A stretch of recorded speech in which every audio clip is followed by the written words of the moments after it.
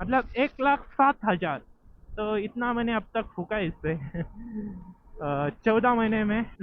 अगर मैं 75-80 पे क्रूज करूँगा तो इससे ज़्यादा मेरे को माइलेज देगा गाड़ी। 38-40 तक भी देता है। Hello guys, Niranjan here, welcome back to my channel. तो बहुत दिनों के बाद मैं ये वीडियो शूट कर रहा हूँ। ये वीडियो जो है मैं 20,000 पे शूट करने वाला था। गाड़ी का रिव्यू, 1 साल 22,000 का रिव्यू रहने वाला था, बट कुछ इसमें मैं बिजी था काम में। तो इसलिए मैं 22,000 पे भी शूट करने वाला था। फिर भी मेरे को टाइम नहीं मिला। अभी 23,000 हुआ है 1 किलोमीटर।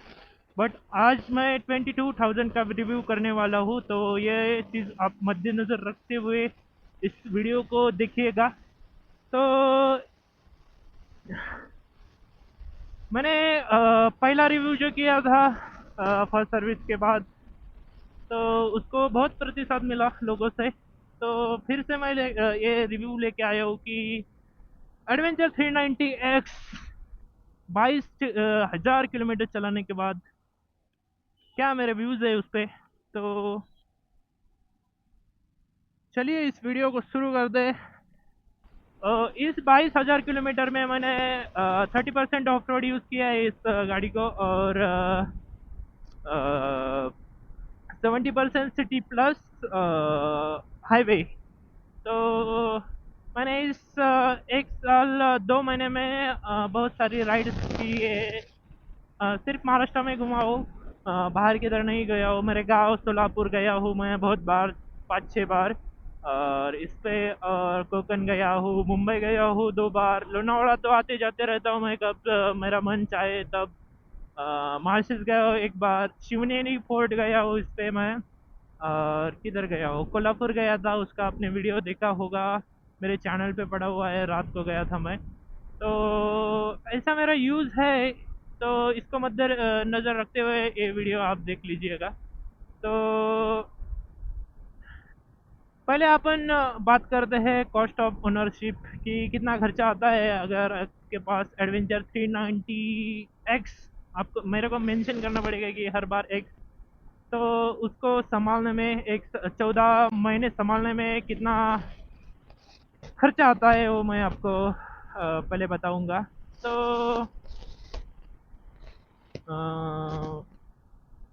फर्स्ट थिंग कि मेरा अभी कितना 22,000 का रिव्यू है, तो 22,000 किलोमीटर के हिसाब से मेरे को पेट्रोल जो लगा है, मैं अप्रोक्सीमेटली 30 का माइलेज पकड़ के चल रहा हूँ। माइलेज की बात अपन करेंगे इसके बाद, कॉस्ट ऑफ ओनरशिप के बाद। पर 30 का क्रॉस अभी कंसिडर कीजिएगा माइलेज। तो मेरे स्टेट में, मतलब पुणे में जो फ्यूल के रेट है, नॉर्मल फ्यूल की कंसिडर कर रहा हूँ मैं।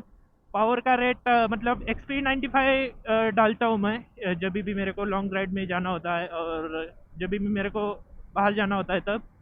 तो उसका रेट है 110, मतलब 110 है। पर जो नॉर्मल फ्यूल रेट है उसके हिसाब से अगर कैलकुलेट किया जाए तो 106, 106 रेट है नॉर्मल फ्यूल का।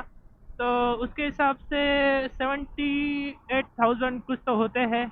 आप कैलकुलेट किशन कर दीजिएगा, तो 106 डिवाइड बाय 30 इंटू 22,000। तो इसको कैलकुलेशन कीजिएगा तो आपको मिलेंगे, तो आपको मिलेंगे 78,000 अब तक मेरा फ्यूल में कॉस्ट हो गया है, खर्चा हो गया है। तो सेकंड चीज़ है, इसका डिटेल में जो चार्ट है मैं आपको फोटो या डिस्क्रिप्शन में PDF डाल दूंगा। ये ऊपर ऊपर से मैं बता रहा हूँ। टोटल जो है मेरा, मतलब जो सर्विस का कॉस्ट आ गया है 6,000 समथिंग आ गया है मेरा।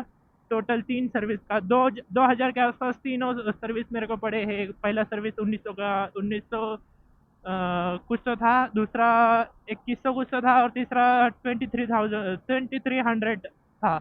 अभी 23,000 किलोमीटर हुआ है। चौथा सर्विस मेरे को और 500, 400-500 किलोमीटर के बाद करना पड़ेगा। तो सर्विस कॉस्ट टोटल मिला के 6,000 कुछ तो होता है। बाद में पार्ट्स पार्ट्स की अगर बात की जाए तो पार्ट्स का जो है मेरे को अब तक मैंने सर्विस के अलावा जो पार्ट्स चेंज किए हैं उसमें है brake pads, rear back pads. आपको मतलब मेरे को 6,500 या 7,000 को चेंज करने पड़ते। और बात की जाए 3 बार अब तक मैं चेंज कर चुका हूँ। और एक चीज़, रियर ब्रेक पेडल जो है मेरा मतलब मेरे दोस्त से बाइक क्रैश हुआ था, तो उस टाइम मैंने वो चेंज किया था, तो वो मेरे को 1,000 का कुछ तो पड़ा, 1,020 को कुछ तो वो एक है। और मैंने चेन स्प्रॉकेट चेंज किया था बीच में 14,000 को, मतलब 40,000 किलोमीटर को। तो वो मेरे को पड़ा था, रोलन से डायरेक्ट लिया था मैंने, केटीएम से नहीं लिया था, क्योंकि वो दोनों चीज़ें सेम ही है। रोलन ही प्रोवाइड करता है केटीएम को, और वो जो केटीएम का ब्रांडिंग होके आता है तब वो उसका प्राइस 3,500 कुछ तो होता है। पर मैंने एक्स रिंग वाला रोलन का डाला है, तो वो मेरे को पड़ा है 2,600। और वो मैंने लिया है जैन ऑटो करके है, नाना पेट पुणे में, तो उधर से लिया है। उसका मतलब आप किधर से भी ले सकते हो, पर मेरे को 2,600 में मिला है इस प्राइस में, जिधर में आपको मिलेगा आप उधर ले सकते हो। तो ये रहा पार्ट। और कुछ चेंज हुआ है मेरे दोनों मिरर, मतलब जो ये है रियर व्यू मिरर्स, वो एक बार पहली बार ये टूटा था, उसका कुछ तो 255 है दोनों का, मतलब एक का 255, दूसरे का 255, दोनों चेंज हुए। एक ये भी चेंज हुआ है अभी हाल, ये नया है, कुछ एक वीक पहले ही चेंज हुआ है ये, क्योंकि मेरा एक क्रैश हुआ था। क्रैश मतलब क्रैश मैंने नहीं किया था, एक वैगनर वाले ने मेरे पार्किंग लॉट में क्या किया कि वैगनर पीछे लेते समय उसने मेरे गाड़ी को इतना गंदा ठोका कि जो ये मिरर मेरे साइड पैनल पे स्क्रैच आए, मेरा एग्जॉस्ट बेंड हुआ था, और ब्रेक पेडल भी का जो फ्रंट सेक्शन है वो बेंड हुआ था। तो इतने सारी चीज़ें हुए थे, इसलिए मैंने अभी ये हाइपर राइडर के क्रैश गार्ड्स डाले बाइक पे। तो पार्ट्स में इतना खर्चा आता है, मिरर्स 255 का आता है, तो वो सब चीज़ें मैंने डिटेल में आपको फ़ोटो दिखाऊंगा इधर। और बात की जाए और क्या, बात की जाए मॉडिफिकेशन की, तो मॉडिफिकेशन इसमें मैंने लाइट इंस्टॉल किया है जो कि 3,000 को पड़ा है मेरा। और क्रैश गार्ड्स मेरे को 6,680 कुछ तो अप्रोक्स मैं बता रहा हूँ, पर एग्जैक्ट वैल्यू मैं इधर फोटो में दिखाऊंगा आपको। तो इतना मेरे को गिरा है ये, और हाल ही मैंने बटाया ये क्योंकि वो क्रैश हुआ था। बाद में चेन ल्यूब का जो कॉस्ट आया मेरा, मैं मोटुल C2 स्प्रे यूज़ करता हूँ। मोटुल का जो स्प्रे छोटा वाला कैन लेता हूँ, मेरे को 240 को मिलता है। उसका प्राइस कुछ तो 265 है, पर मैं मेरे को 240 को मिलता है, क्योंकि मेरा शॉप है ना, उसके हिसाब से मेरे को डिस्काउंट मिलता है इस पे। ओए, तो मेरे को 240 को मिलता है वो। तो वो कुछ 4 बार समझ लो आप, ज़्यादा नहीं टिकता वो, 4 बार जाता है। मैं 400 किलोमीटर के हिसाब से अगर आप चेक करोगे, अभी बारिश के समय आपको चेन ल्यूब ज़्यादा करना पड़ता है, जब भी ड्राई होता है तब मैं कर देता हूँ।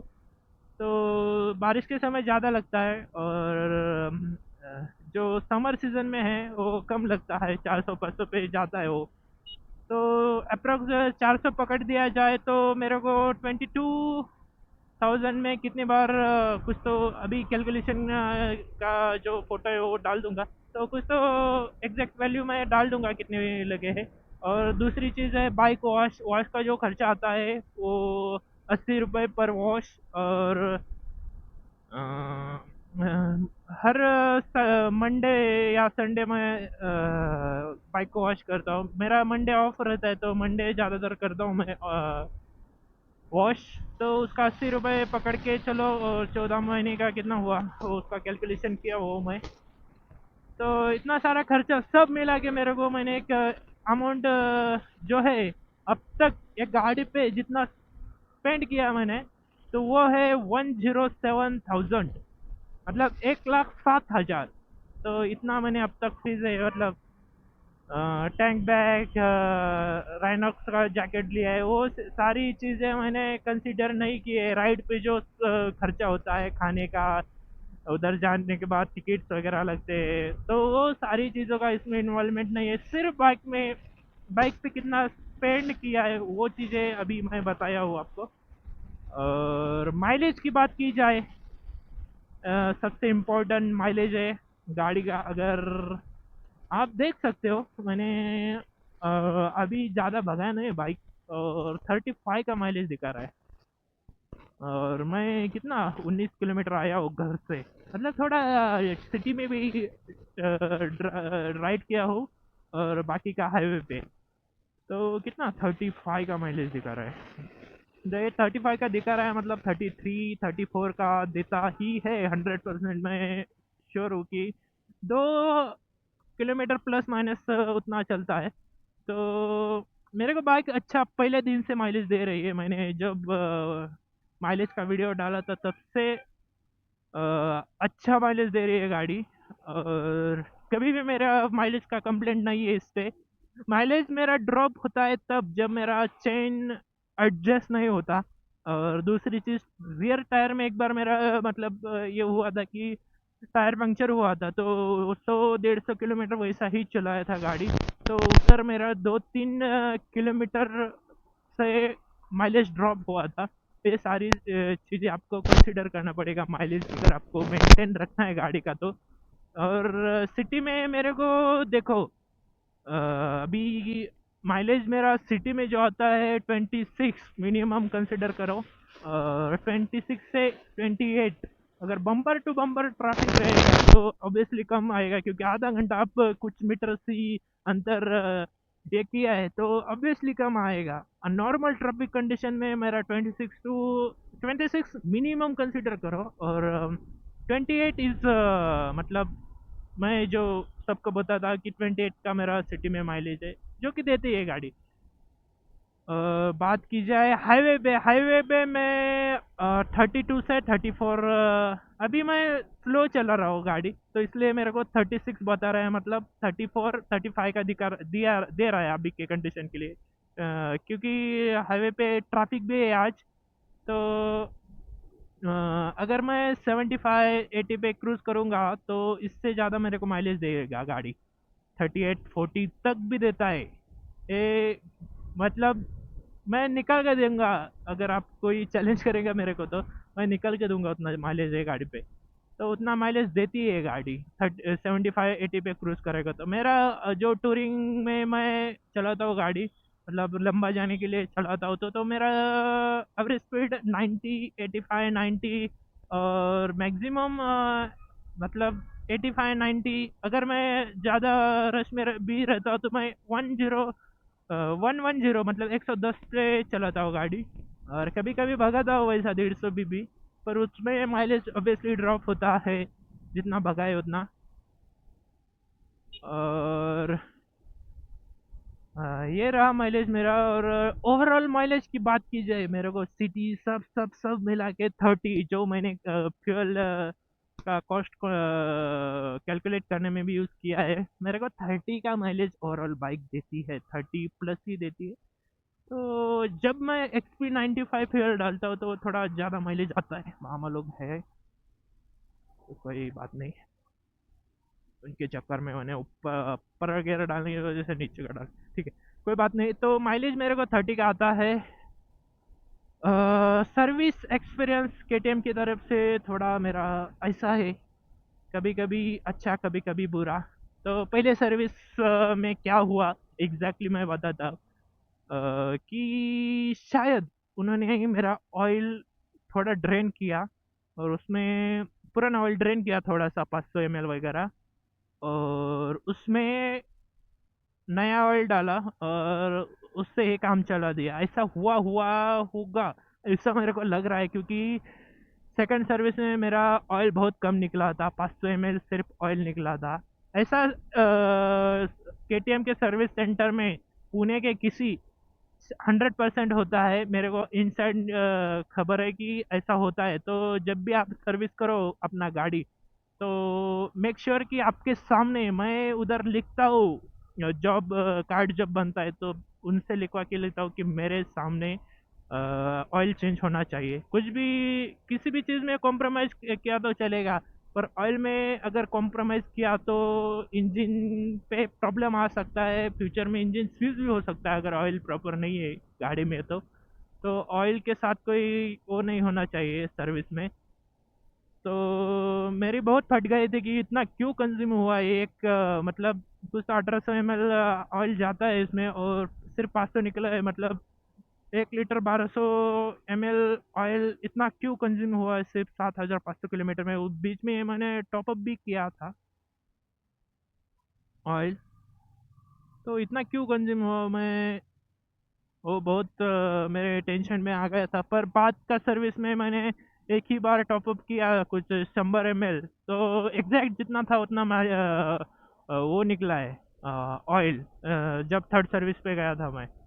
तो ये चीज़ आपको कंसिडर करना चाहिए कि जब भी आप बाइक सर्विस कर रहे हो आपके सामने करो, कितना भी आपका बिजी शेड्यूल रहेगा आप बाइक सर्विस मत करो वो चलेगा, पर ये चीज़ नहीं होना चाहिए बाइक के साथ। तो ये चीज़ है। और गाड़ी जब आप सर्विस कर देते हो तो अपॉइंटमेंट लेके जाना, वो 3-4 घंटे में गाड़ी सर्विस करके देते हैं। आप अगर बोलोगे कि ठीक है चलेगा, नेक्स्ट डे दिया तो चलेगा, तो वैसा नहीं चलेगा भाई। तो आपको सर्विस आपके सामने करना चाहिए गाड़ी। तो ये मैं आपको रिकमेंड करता हूँ, कभी भी आप गाड़ी कौन सा भी सर्विस रहने दो, कितना भी ट्रस्टेड मैकेनिक रहने दो, तो क्योंकि मैकेनिक लाइन में ये चीज़ होती रहती है। कोई भी सर्विस इंडिया का सर्विस सेंटर, इंडिया नहीं, मैं बाहर का भी चीज़ बता रहा हूँ आपको, ये स्कैम्स होते रहते हैं ऑयल चेंज में। तो वो आपको कंसिडर करके बाइक सर्विस के टाइम सोचना चाहिए। और बाकी अ, मैं खुश हूँ इस बाइक को लेने के बाद, क्योंकि बहुत अच्छा माइलेज भी देती है मेरे को। कंसिडर विथ डोमिनार डोमिनार मेरे दोस्त ने अभी भी लिया है, वो मेरे को मतलब उसको जो माइलेज उस पे आ रहा है 22 सिटी में आ रहा है, 24 के आसपास उसको, 24-25 के आसपास उसको उसमें आ रहा है हाईवे पे। तो उसका डोमिनार जो है बहुत कम माइलेज दे रहा है। मेरे को आइडिया नहीं कि डोमिनार कितना माइलेज देती है, 30 के आसपास, 29-30 के आसपास माइलेज देना चाहिए वो भी बाइक ने। उसका वो भी माइलेज कम आता है करके उतना ज़्यादा रश में नहीं चलाता गाड़ी। उसको बताया हूँ मैं कि पहले कुछ 2000 किलोमीटर। हाँ, मैंने आपको ये बताना भूल गया कि माइलेज अगर आपको मेंटेन रखना है तो एक चीज़ कंसिडर करो कि पहले 2000 किलोमीटर, ये जो 6000 का जो मार्क है आरपीएम का, उसको क्रॉस मत करो। मैंने नहीं किया था। मैंने 2000 किलोमीटर पहले मैक्सिमम गाड़ी लेके गया था 101। कंसे इतना देखो, इतना बड़ा गाड़ी लिए है मैंने, इतना पेशेंस रखा कि 2000 किलोमीटर मैंने 6000 के ऊपर, मतलब 6000 आरपीएम के ऊपर गाड़ी नहीं लेके गया। तो आपको इतना करना पड़ेगा अगर आपको माइलेज फ्यूचर में ज़्यादा निकलना है तो। मेरा दोस्त का और मेरे मतलब इंस्टा पे भी बहुत सारे मैसेज आते, बहुत सारे मतलब 2-3 जन के अब तक मैसेज आए हो कि भाई आपका गाड़ी गाड़ी कितना मैसेज माइलेज देता है। मैं अगर उनको बता दो तो वो शौक हो जाते कि इतना माइलेज देती है गाड़ी। और मेरे दोस्त है उनको भी अच्छा माइलेज देता है, वो भी अच्छे से यूज़ करते हैं गाड़ी, तो उनको भी अच्छा माइलेज देता है। मैंने जो बताया आपको उतना ही माइलेज उनको ही आता है। तो देख सकते हो आपके सामने मैं घूम के वगैरह आया, ऑफ रोड था थोड़ा, मतलब वो ब्रिज का वगैरह काम चालू था, फिर भी 36 का माइलेज दिखा रहे हैं। 36 एग्जैक्ट, मैं अभी नहीं मिल रहा मेरे को 34। मैं गारंटेड हूँ कि 34 का माइलेज मेरे को अभी दे रही है गाड़ी। तो इतना अच्छा अगर मेंटेन करोगे अच्छे से तो माइलेज ऑब्वियसली अच्छा निकल के आएगा। तो 22,000 किलोमीटर में ये मेरा एक्सपीरियंस है। बात की जाए दूसरे ऑप्शंस की, रॉयल एनफील्ड हिमालयन जो नया आया है, तो उसका कंसिडर किया जाए तो उसका माइलेज भी कम आ रहा है ऐसा मेरे को मतलब लोगों से कंप्लेंट है। मैं मेरे शॉप पे, मेरा वॉशिंग का शॉप है, उधर गाड़ी आते हैं तो लोगों को पूछता रहता हूँ कि क्या माइलेज दे रही है आपकी गाड़ी, तो वो बताते हैं कि थोड़ा सा कम आ रहा है। कंपनी बताती है 28-30, पर उससे कम आ रहा है माइलेज। तो उसको आप कंसिडर मतलब कर सकते हो, पर आपके रिस्क पे। बट केटीएम का जो क्वालिटी है सब चीज़ों का, अ, अभी चासी ब्रेकिंग का उसका वो आ रहा है कंप्लेंट रॉयल इनफील्ड हिमालयन का। वो इसलिए आ रहा है कि वो जो बोल्ट है चासी का, एक बोल्ट अगर ठीक से वो नहीं किया, टाइट नहीं किया, ठीक टॉर्क से टाइट नहीं किया, तो वो पूरा इंजन का स्ट्रक्चर पे जो उसका असर पड़ता है और चासी ब्रेक होती है।